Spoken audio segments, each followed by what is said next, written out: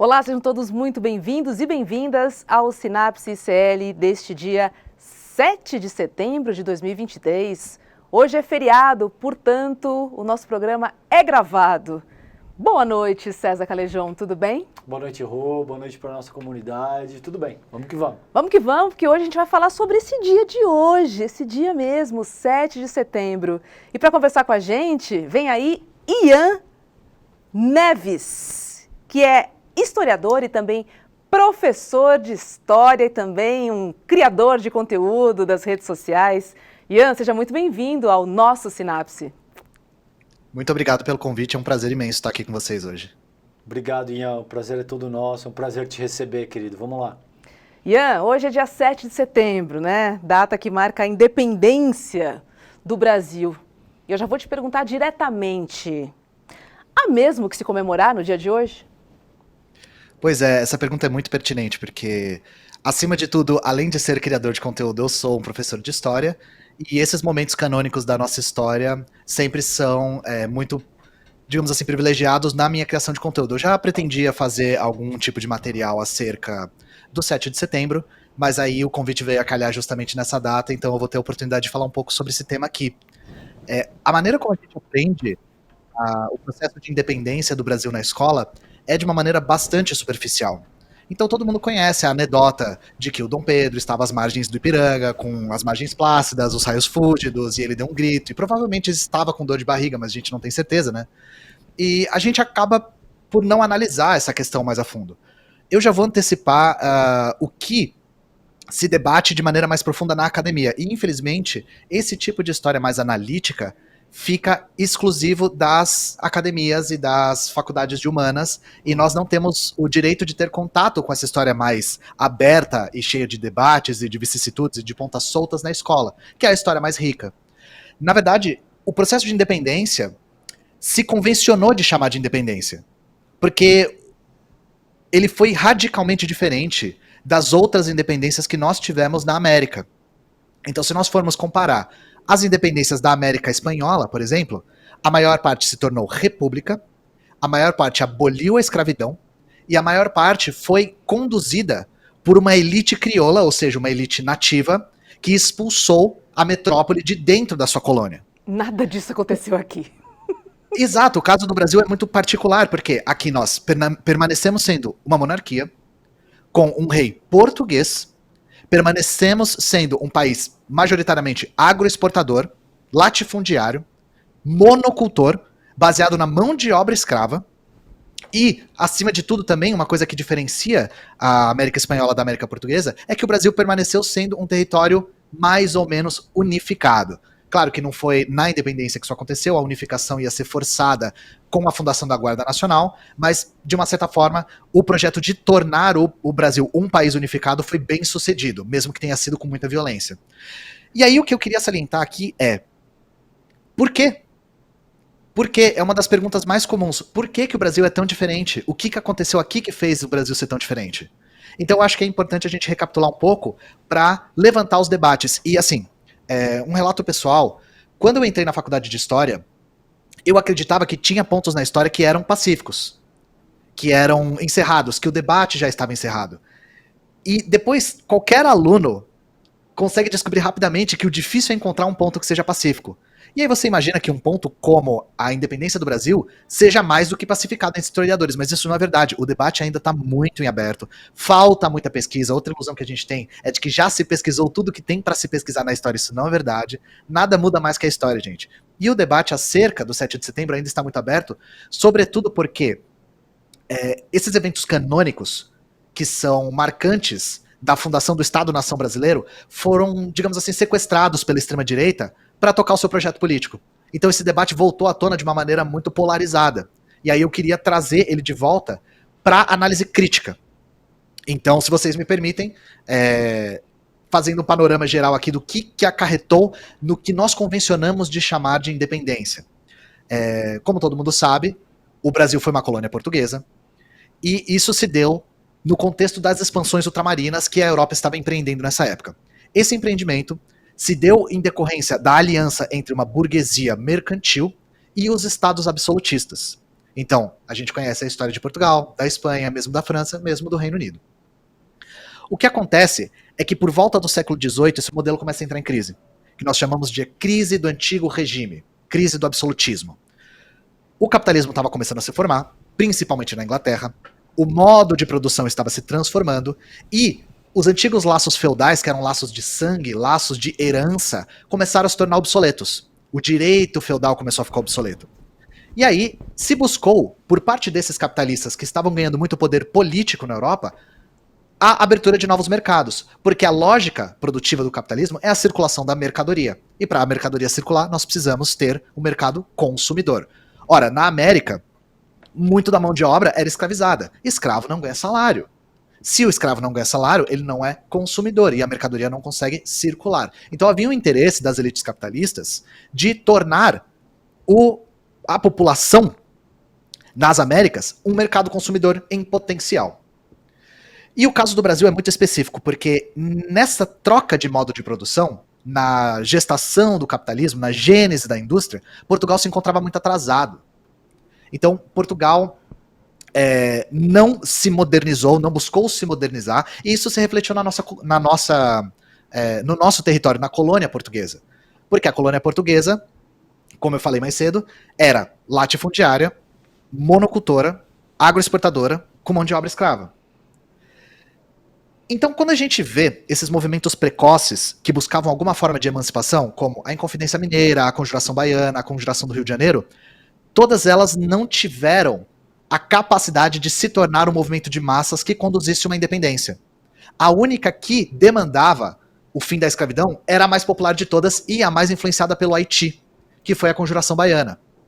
A Conjuração Baiana tinha muita influência do haitianismo, que era um fantasma que estava pairando sobre as Américas, porque o Haiti tinha feito uma revolução que tinha emancipado os escravizados pela sua própria força e tinha abolido as diferenças entre raças na legislação. Claro que as diferenças entre raças continuam na cultura da sociedade, isso não é uma coisa que se abole por decreto, mas mesmo assim foi a primeira nação a abolir a diferença entre raças.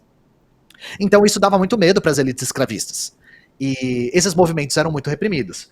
Mas aí, se eu disse que nenhum desses movimentos conseguiu ter o respaldo suficiente para fazer uma independência, então por que a gente teve uma independência? Bom, primeiro que nossa independência foi bem tardia, né? 1822 demorou bastante para nossa independência chegar. E ela foi feita sob circunstâncias que não se repetiram em nenhuma outra colônia. O primeiro marco importante da independência é o ano de 1808. O exército napoleônico invade Portugal e a família real transfere a corte para o Rio de Janeiro. Então a capital do reino se torna a colônia, o que é uma coisa que, assim, a gente não dá o devido valor pro quão único isso é na história. É a mesma coisa que a França falasse assim, agora a capital do reino da França é Porto Príncipe no Haiti, na época que o Haiti era colônia. É uma coisa muito única. Então, o exército napoleônico invade Portugal, a família real vem, e a gente pensa que a família real é assim, o Dom João VI, a Dona Maria e a Carlota Joaquina e mais algumas pessoas. Gente, vieram entre 10 e 15 mil pessoas pro Brasil. Transferiram todo o aparato burocrático para cá. Foi muita gente, isso tem um impacto muito profundo. E aí, com o auxílio da Inglaterra para fazer o traslado, e depois com o auxílio da Inglaterra para combater o exército francês, a Inglaterra faz uma exigência.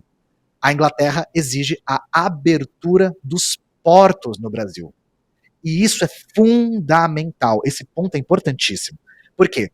Uma das coisas que é basilar de uma colônia é o que nós chamamos de pacto colonial, que é a exclusividade do comércio entre a colônia e a metrópole. A metrópole detém o monopólio do comércio.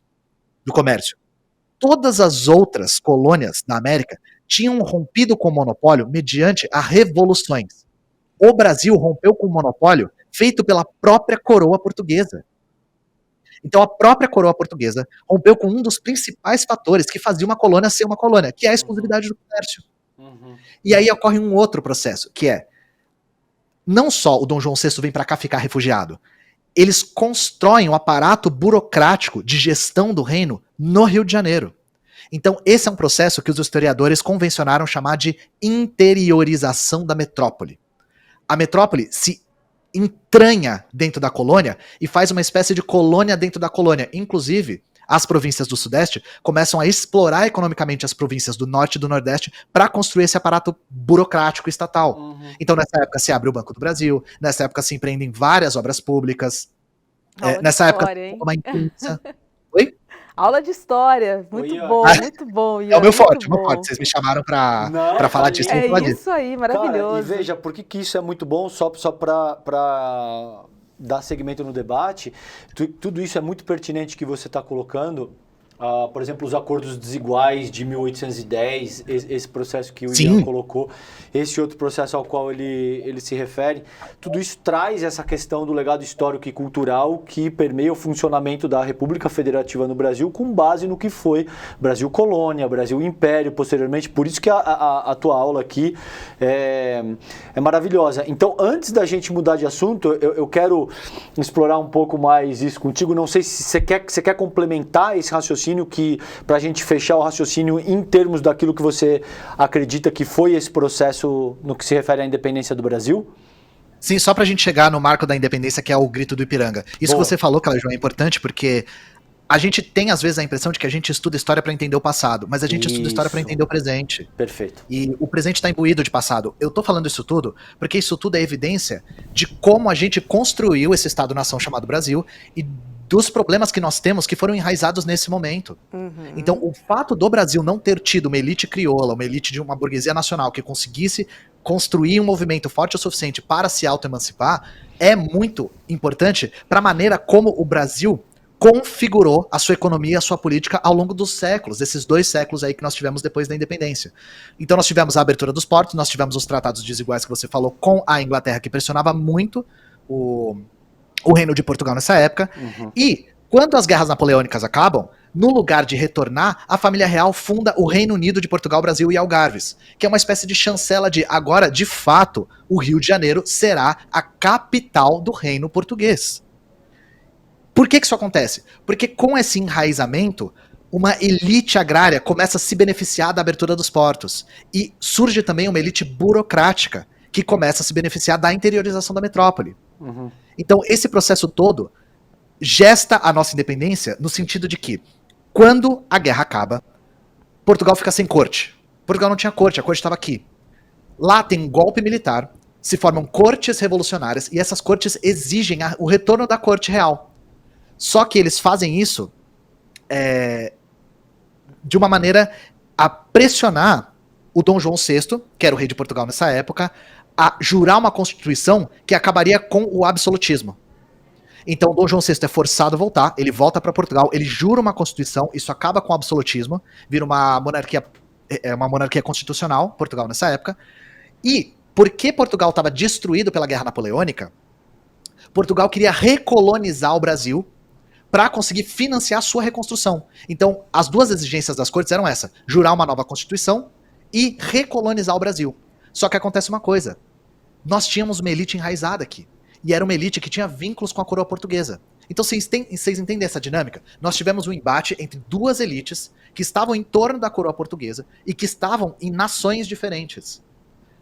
A nossa independência é o resultado desse embate que foi vitorioso para a elite que se enraizou no Brasil. Então eu quero que a gente entenda que a nossa independência não foi uma ruptura. Ela foi uma manutenção. A exigência das elites que estavam aqui era de fazer a manutenção do que havia sido conquistado em 1808. E aí, por isso que a gente convencionou chamar de independência. Porque a pergunta que eu faço é: quem se libertou do quê? Isso foi um processo de manutenção desses privilégios conquistados. E por que a figura do Dom Pedro? Isso aqui é importante também. Por que a figura do Dom Pedro I? Se a gente vê a história mais vulgar, mais sensacionalista e tal, sempre se diz que é porque o Dom Pedro era carismático e tinha muito apelo popular. Gente, a história não é feita por figuras carismáticas. É a mesma coisa que dizer que o Lula ganhou a eleição em 2002 só porque ele era carismático. Isso é ignorando todo o cenário econômico e político do Brasil. Isso é insuficiente. Qual que é a questão? O Dom João VI sabia que a Casa de Bragança estava sendo ameaçada a perder o seu poder absoluto em Portugal. Então eles viram uma maneira de manter o absolutismo e manter a Casa de Bragança viva no Brasil. Qual que foi o pacto? O Dom Pedro I pensou: a gente pode manter a monarquia absolutista viva, mas na colônia, E as elites fizeram um pacto com ele dizendo assim, nós queremos a manutenção do latifúndio e da escravidão. Esse pacto entre a coroa, que agora tinha se tornado o Império do Brasil, e essas elites agrárias que tinham se beneficiado da abertura dos portos e do aparato burocrático que tinha sido transferido para o Brasil, resultou no processo que a gente chama de independência, que teve pouquíssima resistência. Primeiro, Portugal não invadiu, porque a Inglaterra intermediou e falou, agora vocês vão pagar só 2 milhões de libras esterlinas como multa e fica elas por elas, assim. O saldo foi esse. E nós tivemos um pouquinho de resistência no Rio de Janeiro e na Bahia, que eram os lugares que mais tinham comerciantes portugueses que se beneficiavam ainda do antigo pacto colonial. Mas fora isso, o poder político estava dado. Grupos que eram favoráveis a uma república foram vencidos, grupos que eram favoráveis a uma monarquia dual, de ter 2 coroas, foram vencidos, e o grupo majoritário, que era o favorável à manutenção dos seus privilégios, foi o vitorioso. E esse é o processo que a gente dá um nome convencionalmente de independência. E aí, passando para o que você perguntou, Calejão, a grande questão é, e daí? E daí? O que isso tem a ver com o cenário político contemporâneo? Bom, para nós historiadores tem tudo a ver. E aí eu queria não monopolizar aqui o debate, queria já passar para vocês para ver como que a gente conduz essa questão, porque tem muitas coisas que a gente pode falar a respeito das consequências desse processo ter sido como foi. Uhum. Ótimo, ótimo. Não, e eu acho que isso é extremamente pertinente, porque daí já vem, aí começa desde da cabanagem, por exemplo, a cabanagem acontece entre 1825 e 1830, e o Estado, quando a gente fala, por exemplo, num Estado violento e que promove um extermínio desses grupos, isso tem origem com base nisso que o Ian está colocando aí, nessa ocasião e com todo essa explicação inicial que ele fez. Ian, eu quero explorar um pouco contigo também.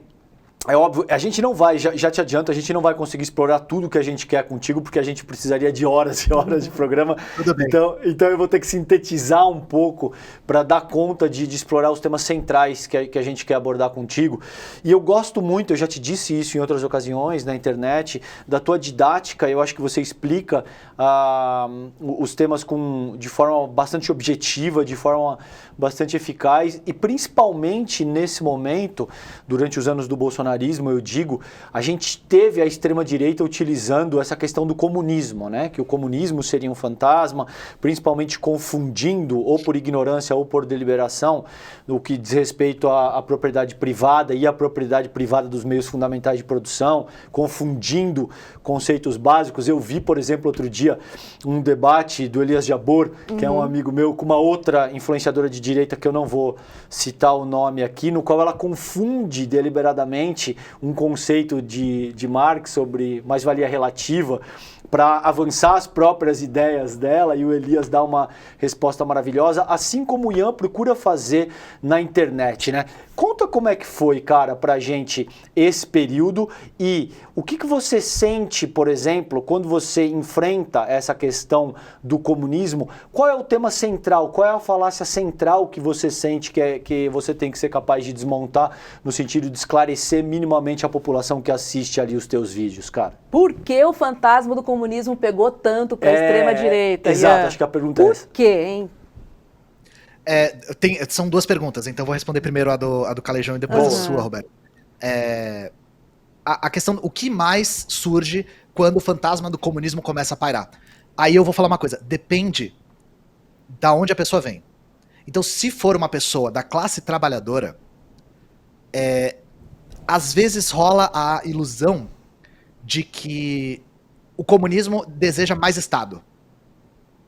E muitas vezes, para membros da classe trabalhadora que são evangélicos, o espantalho que se usa muito é o mesmo espantalho que se usou por muito tempo acerca do PT, que é o combate da esquerda contra as religiões, de que a União Soviética era um Estado ateu, de que Marx era satanista, de que vai se quebrar e destruir igrejas. E isso é um espantalho muito bizarro, porque é aquela coisa de inverter o ônus da prova. Uhum. Isso não acontece e não aconteceu. Então é aquela coisa de me prova que isso não aconteceu. Uhum. Mas claro, por que isso pega tanto? Porque nós tivemos décadas a fio de propaganda hiperfinanciada pelo Império Estadunidense, que penetrou com muita força no Brasil, sobretudo através dos think tanks, por exemplo, o Complexo IPES e BAD, que foram fundamentais para o golpe militar no Brasil, e que publicavam material audiovisual, material por escrito, currículos escolares, todos com esse viés radicalmente anticomunista. Então isso ficou enraizado no Brasil por um projeto que durou muito tempo. A extrema-direita contemporânea consegue usufruir desse legado de espantalhos, de medo, de cultura, essa coisa que se imbuiu na nossa superestrutura, para conseguir tocar o seu projeto a partir do que ela mais sabe utilizar, que é o medo. A extrema-direita usa muito o medo para mover as pessoas. Medo de perder o pouco que você tem, medo de perder o seu espaço no mundo, medo do mundo ser conquistado por algo que você não compreende. E nós da esquerda, nós não queremos fomentar o medo. A gente quer apresentar um projeto emancipatório. Então vocês veem, a extrema-direita, sobretudo a extrema-direita que ainda está vinculada com o Bolsonaro, só faz a manutenção da sua própria popularidade através de discursos histriônicos. Sim. Então eu detesto dar esse tipo de exemplo, mas o ataque é a comunidades trans. Sim. Que é também colocando medo nas pessoas acerca de uma configuração abstrata de família nuclear, e de família correta, de família cristã. Isso tudo é um medo que gera a manutenção da imagem dessas pessoas. Então, depende de qual... Eu não queria usar a palavra classe social para não confundir o conceito com o conceito marxiano, né? Mas depende de qual classe social a pessoa está vindo. Uhum. Se é uma pessoa pobre, da classe trabalhadora, de periferia, os medos são alguns. Muitas vezes é alicerçado nesse tipo de medo. Medo envolvendo a igreja e medo envolvendo a família. Se são pessoas de classe média, aí elas já vêm com espantalhos distintos, que é: o comunismo matou 50 trilhões de pessoas, o comunismo gera autoritarismo e falta de liberdade, o comunismo, e essa eu acho a mais interessante, o comunismo, as pessoas só são comunistas porque elas não querem trabalhar e querem que o Estado dê tudo pra elas. Elas são preguiçosas e querem mamata. Essa eu acho fantástica porque ela parte de uma dissonância cognitiva. O que faz com que essas pessoas acreditem que quem ganha alguma coisa, algum benefício, algum auxílio do Estado está usufruindo da mamata, e a pessoa que nasceu bilionária não está usufruindo de mamata. Essa dissonância cognitiva é muito louca, porque o problema não reside nas pessoas que são herdeiras e que nunca tiveram que trabalhar um dia na vida. Sim. E que vivem de renda, e que provavelmente os seus descendentes vão viver de renda. Isso não é mamata. Mamata é a pessoa que mal tem como se alimentar e recebe algum tipo de auxílio do governo. Sim. Fora dizer que os comunistas querem a extinção do Estado.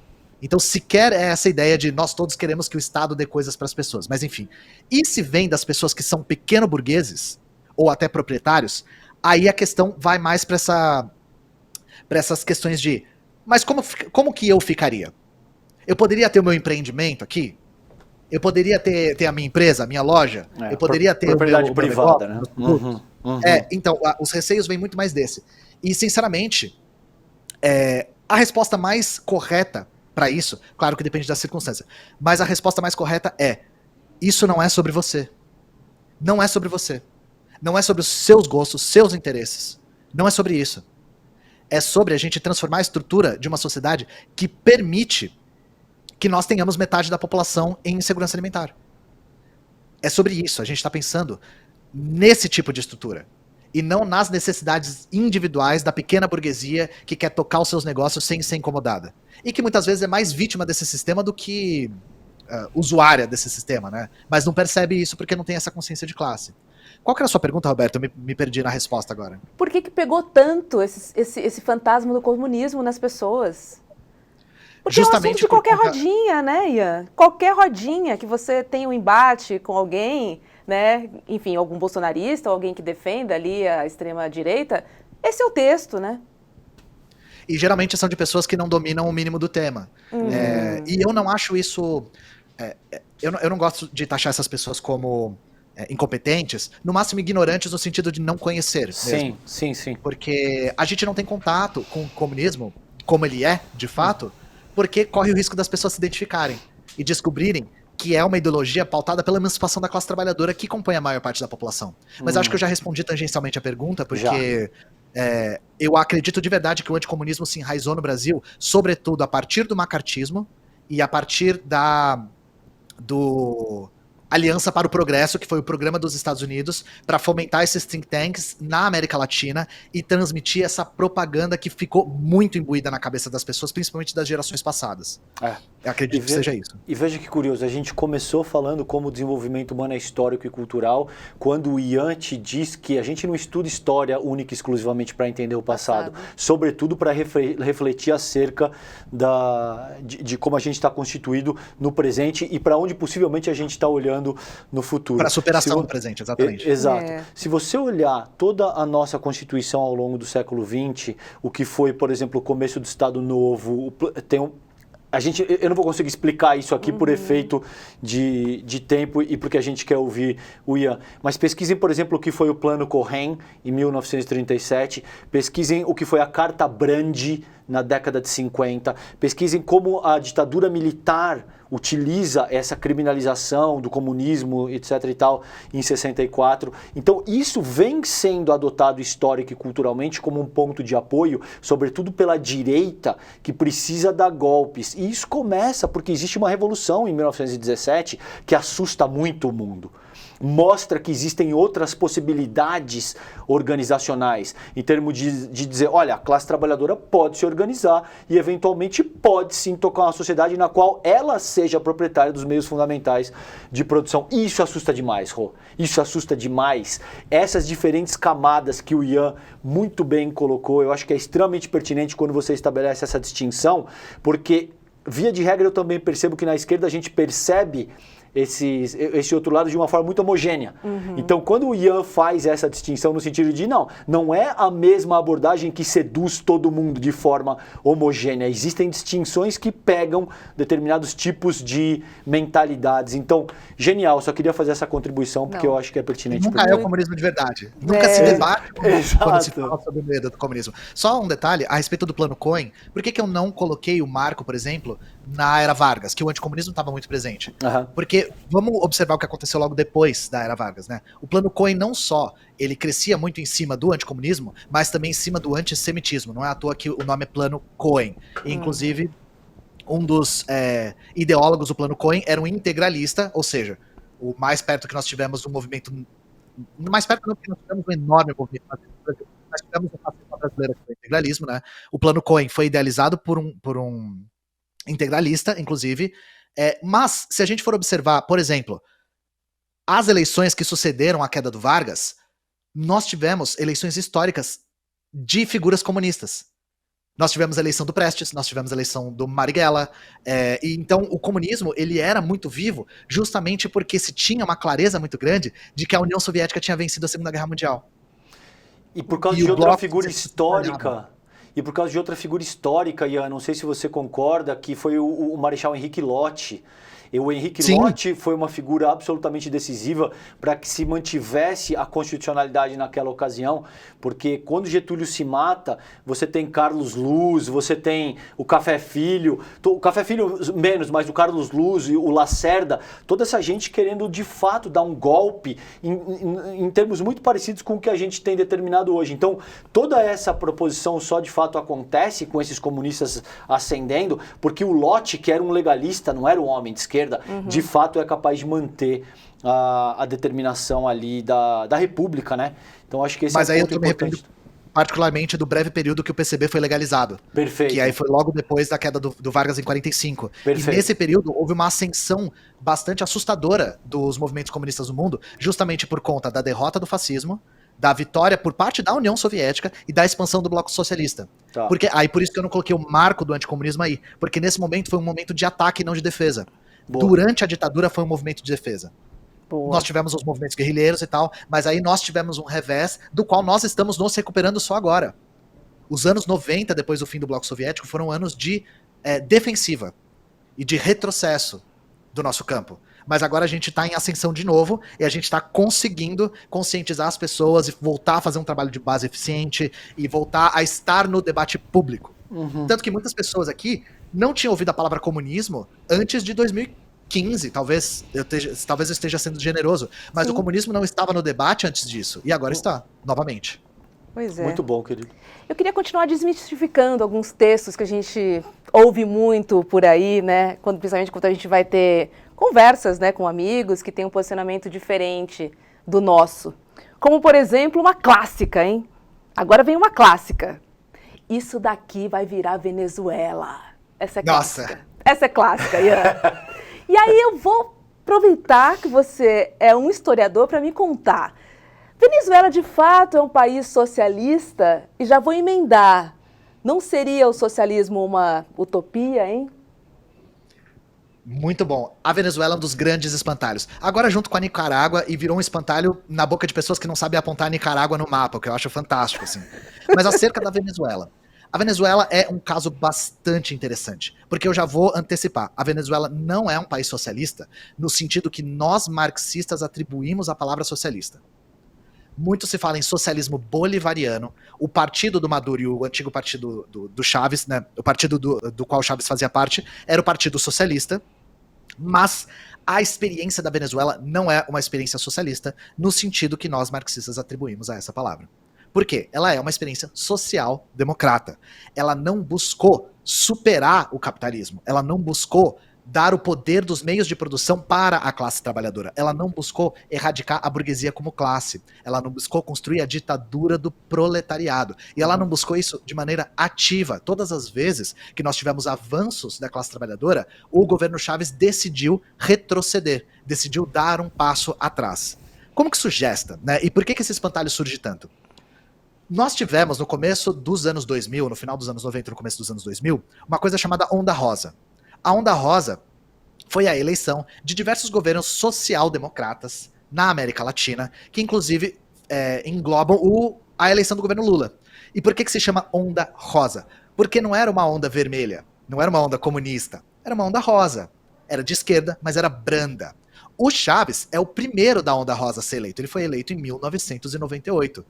E ele é eleito muito em decorrência dos eventos que tinham acontecido depois do Caracaço, que foi uma imensa manifestação que teve em Caracas e que teve muita repressão policial e que teve vários episódios depois de tentativa de golpe de Estado, inclusive pelo próprio Chávez, mas enfim, o Chávez se tornou uma figura popular, se tornou um herói nacional em cima dessa ideia que eles tinham criado do bolivarianismo, que era uma ideia de emancipação nacional e de união latino-americana. Então, estamos falando em termos específicos aqui da Venezuela ainda. O primeiro governo Chávez ele foi bastante brando também no que diz respeito a enfrentamento da classe burguesa. Só que mesmo assim, a visão principal que o Chávez tinha era de nacionalização do petróleo, porque a Venezuela está sentada em cima do maior poço de petróleo do mundo inteiro. Uhum. Então o Chávez pensou, nós temos que nacionalizar o petróleo para fazer uma distribuição de renda e aliviar a pobreza e a miséria no país. Mexendo com a nacionalização do petróleo, o Chávez mexeu com interesses privados, tanto nacionais quanto internacionais. Uhum. E é aí que surge os Estados Unidos, que não consegue ver alguém tentando se emancipar na América Latina que já mete o bedelho. Uhum. Nós tivemos reiteradas tentativas de golpe na Venezuela para derrubar o Chávez, justamente para tentar reverter a nacionalização do petróleo. Só que a questão é, o Chávez tinha muito apoio popular. Então, todas as vezes que tentaram derrubar o Chávez, ele voltou ao poder com apoio das massas e, principalmente, apoio das forças armadas de baixa patente. Não da alta patente, porque a alta patente era muito golpista. Mas de baixa patente, os soldados estavam muito do lado do Chávez. Porque o Chávez era um militar, inclusive de baixa patente. Então isso conseguiu reverter todas essas tentativas de golpe e o Chávez voltou com muita popularidade. E ele usufruiu dessa popularidade para, sim, fazer um programa de transferência de renda bastante robusto.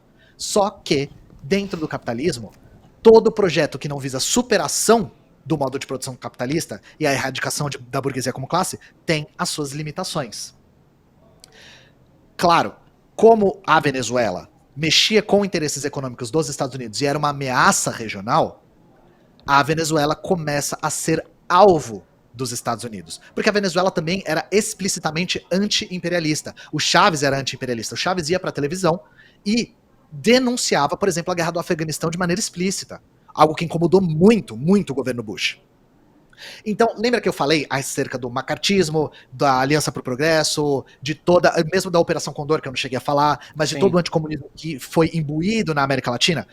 os Estados Unidos aproveita que isso estava na mentalidade das pessoas para jogar o espantalho do comunismo em cima da Venezuela. Mesmo ele próprio sabendo que a Venezuela nunca se pautou como uma experiência marxista.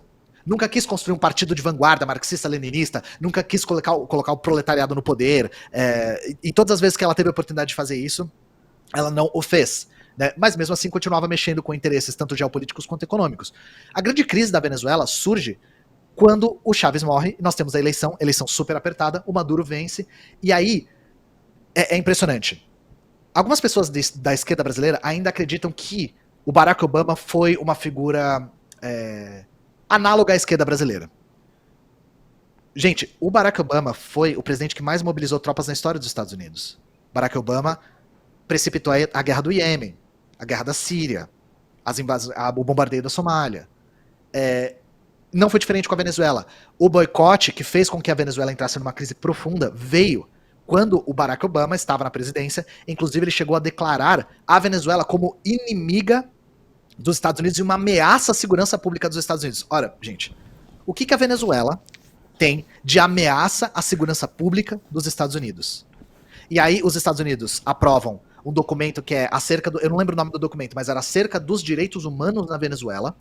E aí eles bloqueiam a Venezuela, principalmente de comercializar o seu principal ativo, petróleo.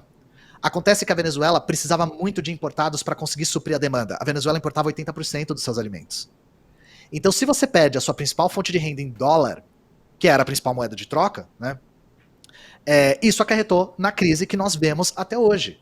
Esse bloqueio que os Estados Unidos fez é um bloqueio criminoso, é um bloqueio genocida. A gente estima que 40 mil pessoas morreram por conta do bloqueio, por falta de acesso à alimentação de qualidade, por falta de acesso a medicamento, por falta de investimento no setor público, tanto de saúde, quanto de transporte, quanto de saneamento.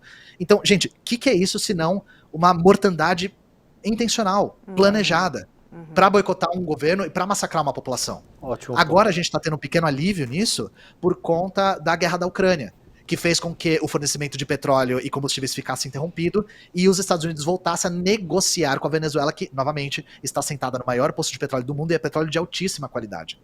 Então, enfim, eu dei esse panorama todo da Venezuela para as pessoas entenderem com um pouco mais de profundidade da onde vem o antagonismo dos Estados Unidos à Venezuela e por que a Venezuela nunca teve um projeto socialista no que diz respeito ao vocabulário marxista.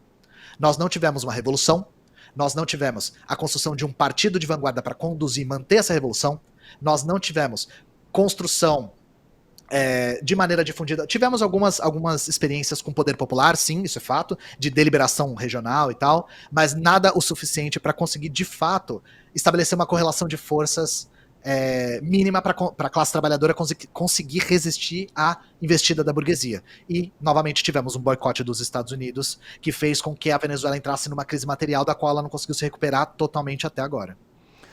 Ótimos pontos aí. Não, tá maravilhoso, querido, não se preocupa. Eu conversei com o pai do Julian Assange, pessoalmente, semana passada.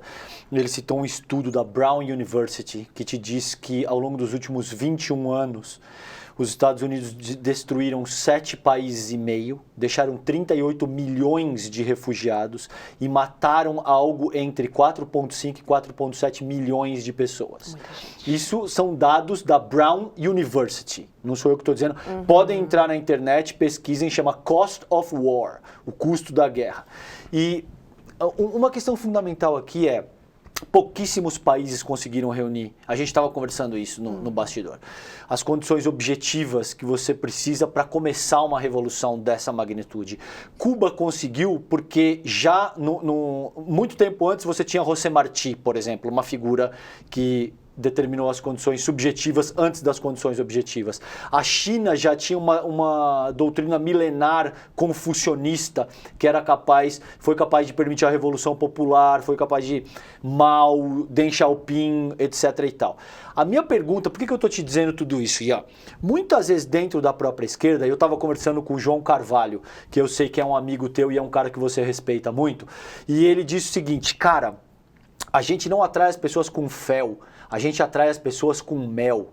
E muitas vezes eu sinto que dentro da própria esquerda, Quando surgem divergências, a gente ataca as pessoas dizendo que elas são pequenos burgueses, que elas são reformistas e classificações com esse tipo de coisa que, a meu ver, além de desmobilizar a nossa unidade, não serve para conquistar mentes e corações.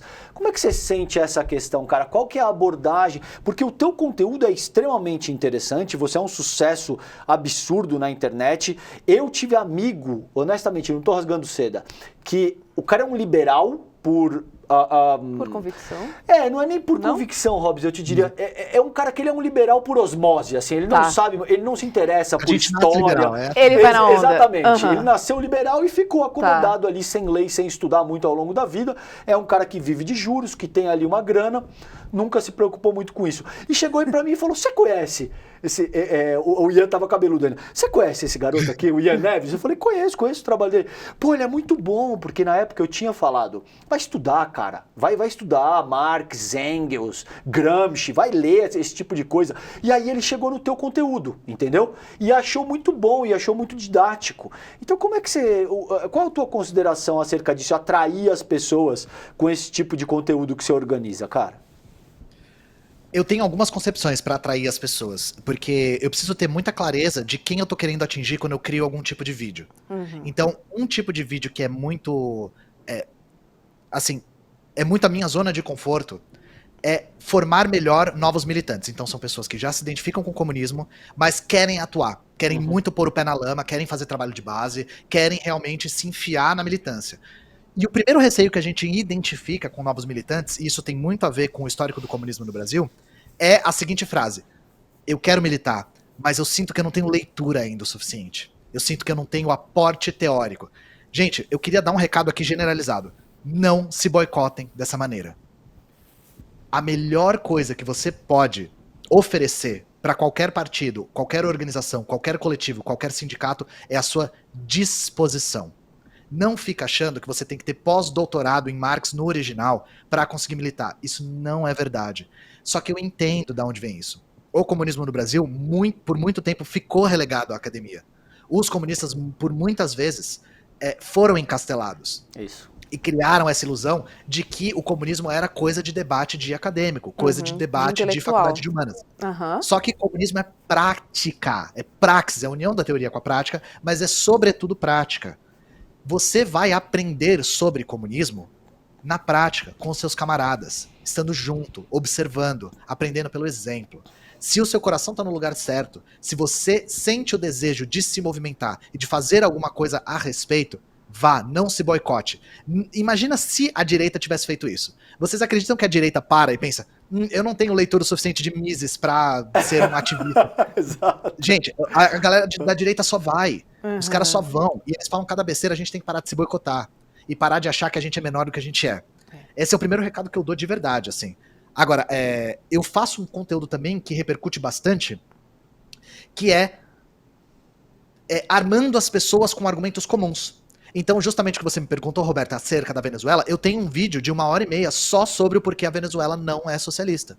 Porque eu sei que isso é um espantalho muito comum entre a direita, e que as pessoas ouvem nós marxistas falando não é socialista, mas a gente nunca explica direito o porquê. Exatamente. Então eu quis explicar o porquê para armar as pessoas com esse argumento, para elas compreenderem com mais profundidade isso. Outra coisa, você falou acerca de condições, Calejão, acerca de a China tinha um histórico já, inclusive o histórico do nacionalismo do Sun Yat-sen, que era muito revolucionário na época. O José Martí é um excelente exemplo, inclusive o José Martí é mais reverenciado que o Che Guevara, até na própria Cuba. E o que eu quero demonstrar também é que essa ideia de que o brasileiro é uma fraude, é pacífico, é pilantra, é malandro, é golpista, e que conformado... dá um jeitinho pra tudo? Dessa coisa do jeito, mas é pior que isso. Eu até conversei sobre isso com a galera da comunidade esses dias. Vocês lembram da época que se mostrava muito o filme Carlota Joaquina na escola? Eu lembro. Era um filme que os professores de história costumavam passar. Quando a gente entrava na sala de aula e via aquele videocassete, a gente já ficava feliz, assim. Porque sabia que a aula ia ser filme. E era geralmente Carlota Joaquina. Só que se a gente for analisar mais de perto, o Carlota Joaquina é um filme que ele traz uma tese. Que é uma tese muito comum entre a extrema-direita. Que é de que o Brasil é uma fraude porque pra cá só vieram pessoas pilantras, burras, incompetentes, malandras, preguiçosas. e que o Brasil nunca poderia ter dado certo, porque o Brasil não teve os alicerces morais bem estabelecidos. Diferente, por exemplo, dos Estados Unidos, que tem a ética protestante, que conseguiram, através do esforço e do trabalho e da sua ética, construir uma grande nação. Esse discurso é muito perigoso, gente, muito perigoso. E ele está muito presente quando a gente debate, inclusive, com a própria classe trabalhadora. Se vocês já conversaram com algum trabalhador acerca dos problemas da vida dele, às vezes a conversa envereda pro lado do Brasil é assim mesmo. Nossa, aqui nada funciona. Ah, você acha que isso aqui ia funcionar aqui? Se fosse aqui, a galera já tava pulando fila. Invariavelmente acaba nisso. Você viu, por exemplo, não sei se vocês viram uma fala do Sicupira, que circulou na internet inteira, o bilionário que deu o golpe da Americanas, falando exatamente isso que o Ian tá colocando, que no Brasil, que ele falou? Eu não vi. Ele diz, isso aqui não vai virar os Estados Unidos, porque o Brasil é a terra do jeitinho, o Brasil é a terra do cara acomodado, é do vagabundo, não nesses termos, e dos bilionários fraudulentos também, né? Bom, eu nem vou dizer nada para evitar o processo, que meu advogado não me permite, mas assim, um cara que fraudou em 50 bilhões, a maior fraude do capitalismo brasileiro, dando aula de moralismo barato para as pessoas, é inacreditável. Então esse teu ponto é super pertinente, Ian. Perdão. Isso repercute. Isso repercute, a gente vê... Porque o bolsonarismo trouxe uma figura muito interessante, que é o patriota que odeia o próprio país. O cara usa a bandeira do Brasil, usa verde e amarelo, canta o hino da bandeira, reza pro pneu, mas odeia o Brasil. E odeia o brasileiro. E o que eu quero trazer muito é que isso é mentira. Então eu quero jogar luz acerca dos eventos da história do Brasil, da perspectiva da classe trabalhadora, da perspectiva da resistência, da perspectiva da cultura, da perspectiva da força, porque nós somos um povo forte. O brasileiro é um povo forte, é um povo capaz, e principalmente, uma das coisas que é mais trágica disso tudo, é que o Brasil fez um trabalho muito bem sucedido de tolher a autoestima negra. Muito bem sucedido, sabe? Então, eu tento trazer esses eventos para conseguir jogar um pouco de luz, porque, por exemplo, um dos meus vídeos mais assistidos e que recebeu mais feedback positivo foi sobre a Revolução do Haiti. Justamente porque as pessoas que viveram num país escravocrata aqui no Brasil viram que no mesmo continente aconteceu uma revolução feita pelas mãos dos próprios escravizados. E que isso foi possível. E que a gente não conhece essas histórias por projeto, justamente para tolher a autoestima da classe trabalhadora, que no Brasil é majoritariamente negra, para que a gente não tome essa consciência, para que a gente continue acreditando no sucupira aí, que é um fraudulento e que fala esse discurso, e cai como uma luva porque as pessoas acreditam nisso. Isso vem de muito atrás. E aí, eu gosto de usar o exemplo da Carlota Joaquina, porque é uma coisa que muita gente viu na escola, e acha que é só um filme engraçado, mas eu acho que ele tem uma tese muito perigosa. Se a gente observa também esses livros de sensacionalismo histórico, como, enfim, esses best-sellers de história que não são feitos por historiadores e que são feitos por pessoas de extrema-direita, etc., muitos deles trazem essa mesma tese, de que o Brasil nunca teria dado certo por uma questão moral. O Brasil nunca teria dado certo porque pra cá vieram, porque os indígenas eram preguiçosos, porque os escravizados eram preguiçosos, incompetentes e selvagens, porque os portugueses que vieram pra cá eram os piores dos portugueses. Então eu tento trazer muito disso no meu conteúdo para combater essa história e também para fazer uma história voltada para a classe trabalhadora e não uma história dos grandes homens, grandes feitos, grandes acontecimentos políticos. Ian, queria aproveitar você aqui para tratar também de um assunto recente, né, que foi o assassinato da mãe Bernadette na Bahia. Você contou pra gente, né, que estuda a história para poder entender o presente. E aí você também contou pra gente sobre a formação da própria República Brasileira. E tudo indica que o que aconteceu com ela foi uma violação, né, de um território quilombola. Como é que você explicaria, através da história, né, esse assassinato de mãe Bernadette? O filho dela também foi assassinado. E a gente está falando de territórios invadidos por questões de classe, posso dizer assim, não?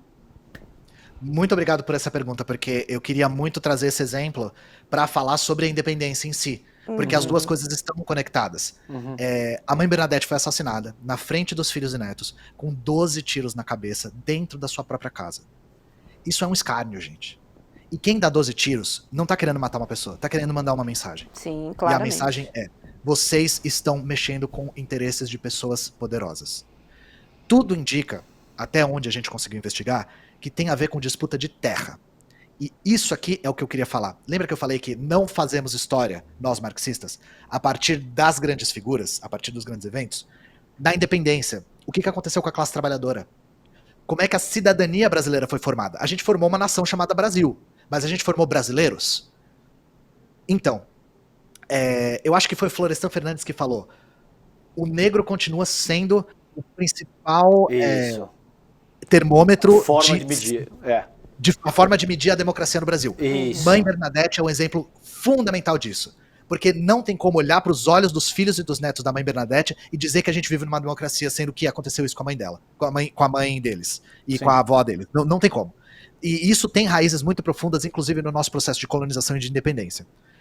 O Brasil permaneceu sendo um país escravista. Permaneceu sendo um país escravista. E não só, se aliou, a elite nacional se aliou com a monarquia para que a escravidão tivesse a sua manutenção garantida.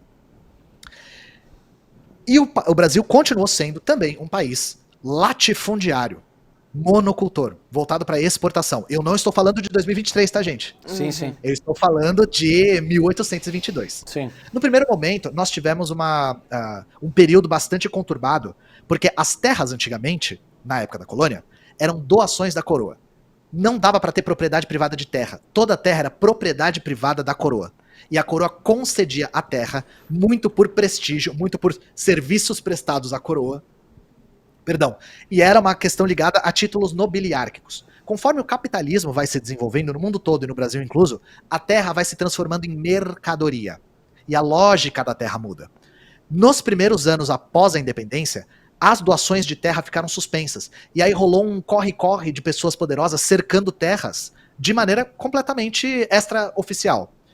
Nós temos, o primeiro marco importante, em 1831, nós temos a primeira lei que proíbe o tráfico. Era uma lei que foi por pressão do Reino Unido, principalmente. Essa lei não foi respeitada. O tráfico tinha atingido o seu recorde depois da independência.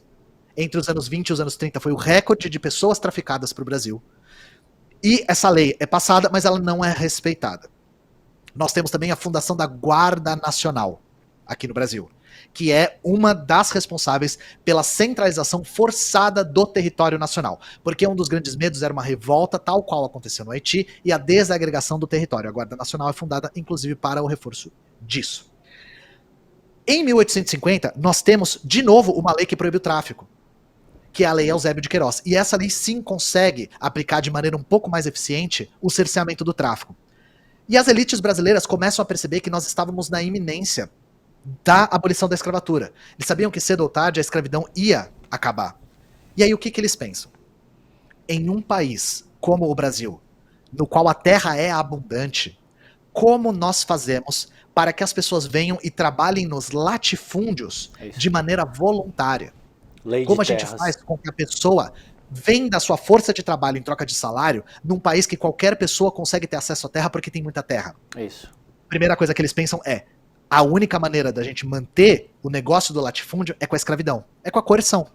Por isso que a escravidão foi mantida no Brasil por tanto tempo. Porque o modelo agroexportador do Brasil era convergente com o modelo de trabalho escravo. Porque o Brasil era um país que tinha terra muito abundante e as pessoas eram forçadas a trabalhar nessa terra. E aí o que acontece?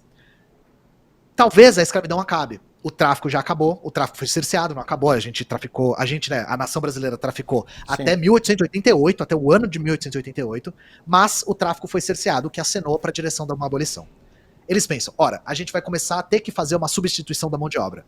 Em um país no qual ainda existia a mão de obra escrava, o projeto que eles construíram foi a importação de mão de obra europeia. E aí a gente entra nos vários méritos que isso tem, né? Uhum. Mas aí a questão é, como que nós fazemos então para essas pessoas chegarem aqui e não se apossarem de alguma terra ou não receberem alguma terra e trabalharem na sua própria terra?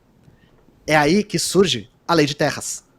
A Lei de Terras, ela foi criada para impedir que as pessoas adquirissem terra, para fazer com que elas não tivessem escolha a não ser vender a sua força de trabalho para os latifundiários. Isso.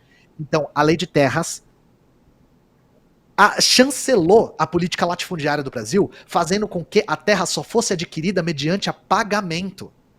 E um pagamento que era intencionalmente inacessível para que pessoas comuns não conseguissem ter acesso à terra.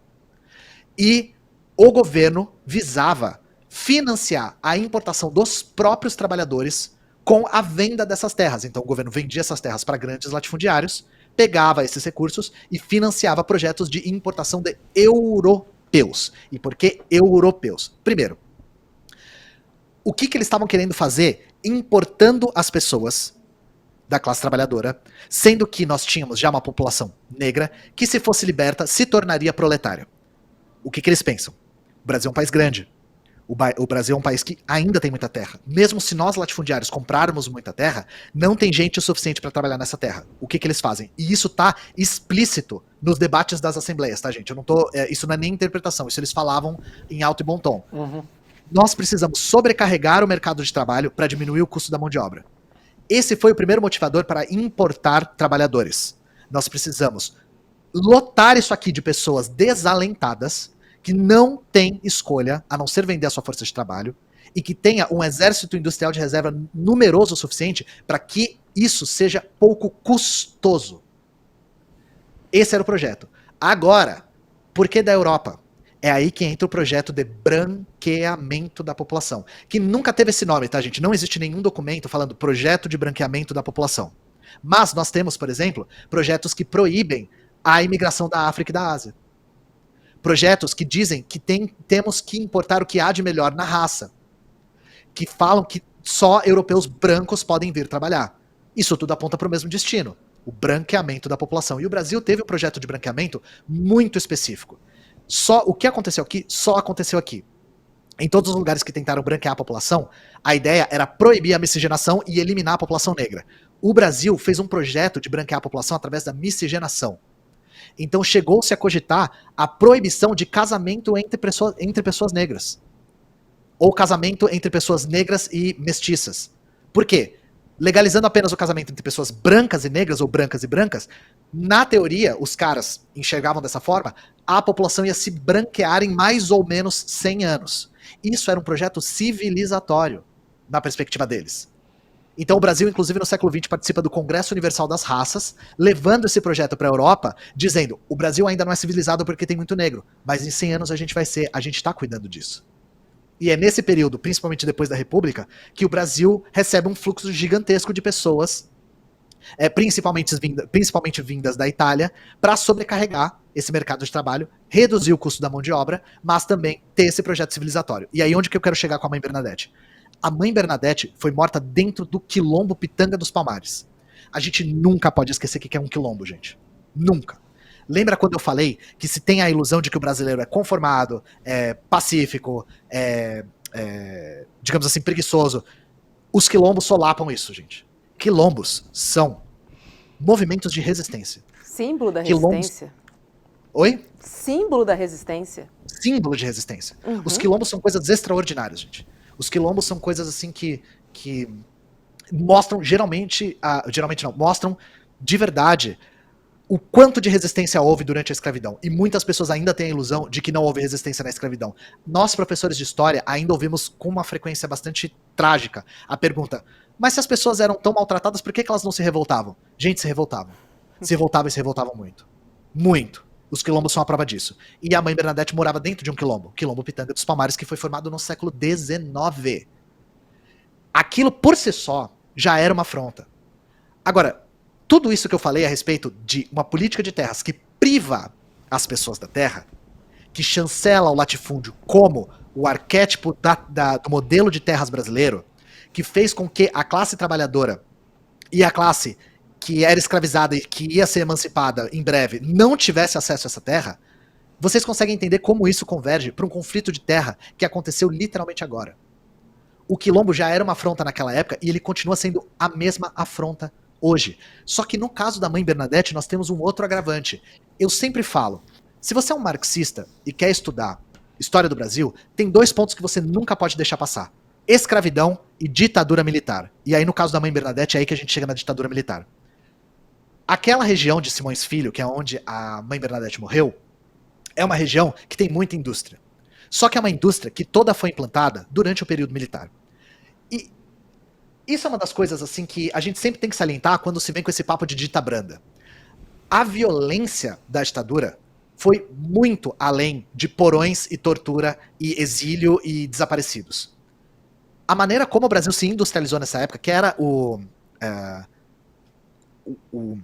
modelo liberal dominante na época, era um projeto de nacionalização e industrialização, a maneira como o Brasil se industrializou foi muito violenta. E foi de uma maneira passando por cima de qualquer tipo de direito humano com povos ribeirinhos, nativos, caboclos, indígenas e quilombolas. A gente vê os dois exemplos mais marcantes, que é a Transamazônica Perimetral. A gente viu agora a continuidade do genocídio Yanomami, que é um genocídio que começa durante a ditadura militar com um projeto civilizador, entre aspas, da Amazônia. Gente, se isso não é violência, eu não sei o que é. A Transamazônica cortou a Amazônia no meio, levando garimpo, levando morte, levando doença, levando conflito por onde passava. A Perimetral, que entra em Roraima, a mesma coisa. E no caso da Mãe Bernadette, que é lá no quilombo de Pitanga dos Palmares, a região tem indústrias petroquímicas. Então aquele porto que tem lá perto é um dos portos que mais exporta produto químico do país inteiro. Nós temos um complexo gigantesco de indústrias lá, que é o CIA. E esse complexo tem canos que passam por dentro dos quilombos. E isso tudo foi feito nos anos 60 e 70, à força, passando por cima dos interesses e da humanidade dessas pessoas. Então vocês entendem a posição que aquele quilombo se encontrava? Se encontrava numa posição de ser uma terra de resistência em um país latifundiário, que continua sendo latifundiário, e também era uma terra que estava no meio dos interesses de um projeto nacional desenvolvimentista da ditadura militar, que era um projeto que fazia, assim, pouquíssimo caso de respeitar qualquer coisa parecida com a humanidade. Uhum. Esse é o contexto que torna possível 30 quilombolas mortos por assassinato encomendado nos últimos 10 anos. A Mãe Bernadette é a 30ª que nós saibamos. O filho dela já havia sido assassinado. E toda a família dela tá temendo pela própria vida. Mãe Bernadette tinha avisado que ela estava sendo ameaçada por latifundiários. Ela avisou. A família dela, inclusive, saiu de lá, né, Ian? O que me deixou saiu. extremamente chateada, mas entendi completamente, né? Claro. Mas mas aí pra você ver como as coisas estão relacionadas. Sim. O quilombo estava resistindo há 150 anos. Uhum. Resistindo. Resistiu à escravidão. Resistiu à república. Resistiu à política de terras. Resistiu à ditadura. E agora as pessoas foram forçadas a sair de lá para preservar a própria vida. Como que a gente olha para essas pessoas e fala que a gente tem cidadania no Brasil? Uhum. Que a gente tem democracia? Da onde veio essa ideia? O que a nossa independência nos trouxe? O que a república trouxe? A Mãe Bernadette é um exemplo perfeito para a gente relembrar o dia de hoje como a comemoração de uma independência que é uma continuidade, que não trouxe liberdade para nenhum membro da classe trabalhadora brasileira. Não é à toa que nós temos o tradicional grito dos excluídos no Brasil. O grito dos excluídos vem para lembrar de que a nossa independência ainda está por vir. Nossa independência ainda vai chegar. Então a gente precisa lutar por ela. E ela precisa ser feita pelas mãos da própria classe trabalhadora. Porque vinda de cima, ela nunca vai chegar. Nunca. Falando nisso, tem um projeto aí essa semana que parece que alguém estava lutando por independência, não é isso? Você ouviu falar alguma coisa assim, não? Eu ouvi falar de um projeto aqui do ICL, que a gente vai lançar um portal. É isso. Tá sabendo, Ian, que a gente vai lançar um portal de notícias? Pois é, em exatamente breve. Esse mote, né? Da nossa luta pela independência, porque vai ao encontro exatamente disso que o Ian acabou de dizer aqui. Porque não dá para esperar, né, Ian? A gente tem que se movimentar aqui, ó, na base. É aqui que rola o movimento. Eu quero dar um exemplo de hoje, inclusive. Hoje, agora, dia 5, porque nós estamos gravando no dia 5, está tendo uma manifestação na cidade de São Paulo contra as privatizações da Sabesp e da CPTM. As privatizações, gente, são a prova viva de que nós vivemos na ditadura da burguesia. A maior parte da população ainda é contrária às privatizações, mesmo com imensa propaganda do governo desde a época do Temer. Perdão. Esse número está diminuindo, mas ainda a população é majoritariamente contra privatizações. Uhum. Se nós somos contra privatizações em nossa maioria, por que elas continuam acontecendo a toque de caixa e numa velocidade recorde? Porque nós vivemos numa ditadura da burguesia. porque quem toca o projeto político não somos nós. Então é por isso que essa manifestação está acontecendo agora, porque isso também é mais um elemento que contribui para a construção de um poder popular no Brasil. Porque nós, se dependesse da nossa escolha, nosso patrimônio permaneceria público, até porque privatização da CPTM, a gente já viu o resultado que deu com a Via Mobilidade, e a privatização da água a gente já viu o resultado que deu tanto no Chile quanto no Rio de Janeiro, com a privatização da SEDAI, que a tarifa subiu. Então, eu queria saudar todas as pessoas que participaram da manifestação, eu, inclusive teria ido se eu não estivesse aqui, mas nós teremos também o Grito dos Excluídos e eu estarei presente, porque a gente tem que reconstruir o movimento de massas nesse país. Muito bom. Ian, dá o seu arroba para a galera, porque eu queria convidar toda a nossa audiência, um assunto que eu queria ter abordado com você, sobre a reforma do ensino médio, que tem tudo a ver com a privatização. Então eu queria convidar a nossa audiência para acompanhar esse vídeo na conta do Ian. Qual é o seu arroba, Ian, no Instagram? Todas as minhas redes são @História Pública. No Instagram, particularmente, é História Pública _, porque já tinha uma pessoa com esse nome. Mas se você procurar História Pública, você vai encontrar. Eu ainda tô de cabelo comprido nas fotos, então já eu tô trocando. E se você quiser entender mais sobre a reforma do ensino médio, eu vou recomendar um vídeo meu e 2 perfis. Eu tenho um vídeo sobre a reforma do ensino médio que eu fiz antes dela ser implementada. Eu leio a lei, mostro para vocês os pontos que são problemáticos dessa lei. E eu queria recomendar o perfil da Pedagolítica, que é a camarada militante da Soberana, que é a organização que eu faço parte. Inclusive, ela é educadora e ela fala bastante de educação e do projeto neoliberal de privatização da educação. E eu queria também recomendar o perfil da Suede Carvalho, que é roteirista, trabalha comigo e é militante da Unidade Popular, também educadora popular e também fala muito sobre o tema. Bacana, Ian, ficaria conversando com você dias e dias, nem horas, dias e dias, porque, enfim, é só através da história que a gente entende tudo que está acontecendo hoje. Ela nos ajuda até a ter um pouco mais de paciência, que às vezes a gente perde com a situação que a gente vê aqui no Brasil. Obrigada, foi uma delícia conversar com você. Obrigada pela aula, teacher. Gente, muito obrigado pelo espaço, muito obrigado pela oportunidade de eu falar tanto assim, e obrigado pela oportunidade, sobretudo, de falar um pouco da história do Brasil. Porque às vezes acreditam também que os marxistas se perdem muito na história da União Soviética, da China e de Cuba, mas a gente quer, sobretudo, entender a nossa nação. E é aquela coisa, dor que se entende é uma dor aliviada. A dor que a gente não compreende, ela é sempre mais agravada. E aí, isso que você falou tem tudo a ver, Roberta, com a questão de nós termos mais paciência. Compreendendo de onde o Brasil veio, a gente entende a trajetória que a gente tem que travar para construir uma verdadeira nação emancipada. E assim, eu vou repetir uma coisa que uma grande camarada minha, Vivian Mendes, fala o tempo todo. Se a gente tem muito trabalho, é melhor a gente começar agora. Né? É isso. É verdade. Esse é um ponto central para me despedir, para encerrar minha fala, quando eu te disse que eu não vejo condições subjetivas para uma revolução iminente no país, a despeito de toda a complexidade que esse debate suscita. Sim. E é muito bom, é óbvio que a gente precisa considerar que o povo brasileiro é rico, é corajoso, é diverso. Superar essa visão simplista que diz que aqui nada acontece porque nosso povo seria moralmente inferior.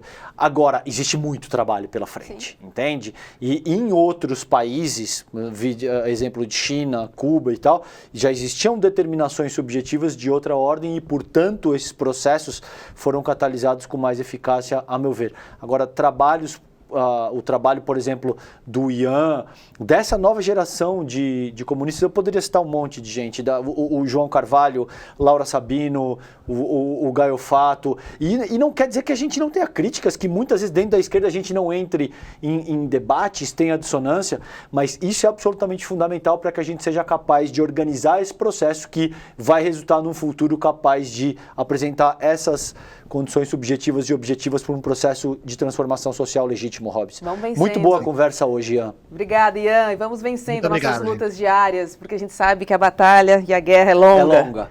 Isso também nos dá um alívio. E como eu disse, paciência para entender que a gente vai deixar frutos aí. Ótimo Isso ponto, é muito bom.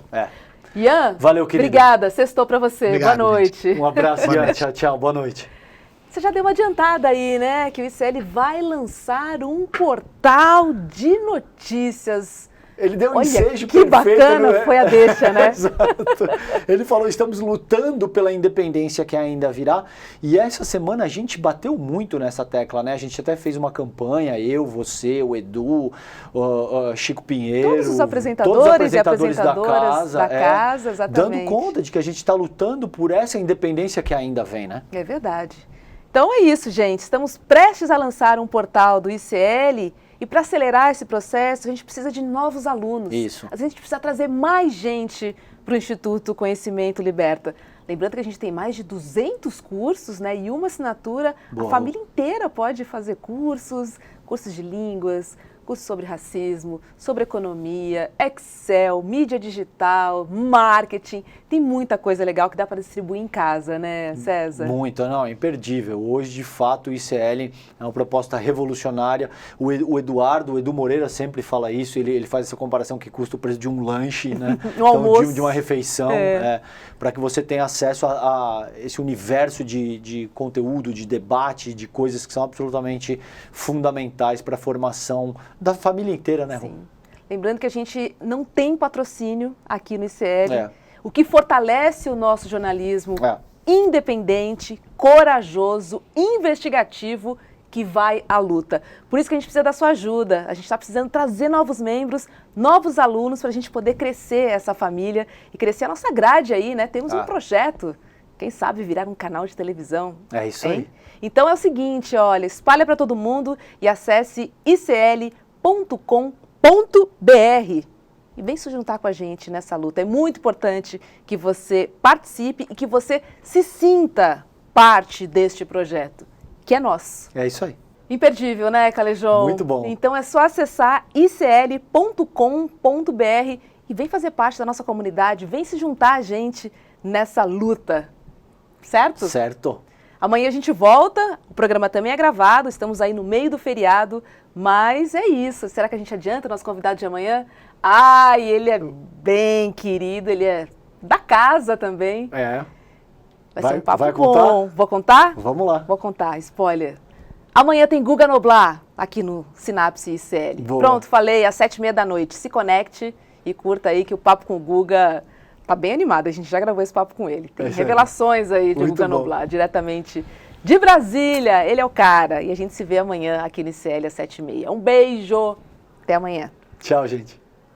Nos últimos anos, nós vimos emergir no país um pensamento fascistoide, que se traduz no bolsonarismo, que tentou, para manipular as pessoas, usar os nossos símbolos, a bandeira, as cores, as datas nacionais, tudo isso para manipular e deixar atrás de si um rastro enorme de destruição. Esse nacionalismo fake, que alimenta o terrorismo de direita, nada tem a ver com um Brasil independente de verdade. Um país independente se constrói com acesso à informação, com acesso ao conhecimento que liberta. A educação é o primeiro passo para vencermos no Brasil as suas enormes desigualdades. Muita gente se pergunta, mas como que eu posso apoiar o ICL nessa luta por um jornalismo independente se o Instituto Conhecimento Liberta não aceita nem publicidade? Olha, para ajudar, é só vir com a gente. Basta você se tornar um membro da comunidade ICL. Além de contribuir com o jornalismo independente, você vai ter acesso a diversos cursos, são mais de 200, em várias áreas do conhecimento. E atenção, nesta Semana da Independência, se você se tornar membro, se você fizer a sua assinatura, vai ganhar bônus incríveis, mas é só nessa semana, viu? Acesse aí o nosso site, é fácil, icl.com.br. Eu garanto que você não vai se arrepender. Fortaleça esse jornalismo que quer ser de fato independente.